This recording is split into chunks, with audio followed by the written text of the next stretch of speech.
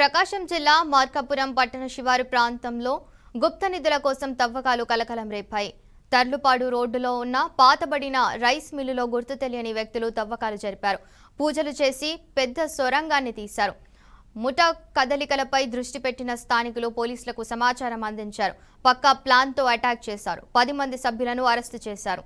మార్కాపురం పిఎస్కు తరలించారు. నిందితుల దగ్గర నుంచి సామాగ్రిని స్వాధీనం చేసుకున్నారు. అనంతరం రైస్ మిల్లుకు సంబంధించిన యజమానుల పాత్రపై రూరల్ ఎస్ఐ వెంకటేశ్వర నాయక్ విచారణ చేపట్టారు. ఎన్ని రోజుల ముంచు మిషన్ యాడ్ ఉంది, అది మిషన్ యాడ్ ఉంది.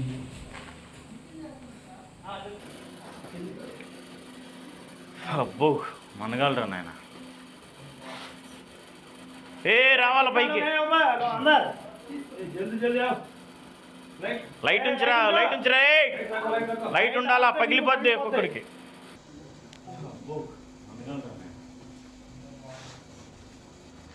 రావాల పైకి.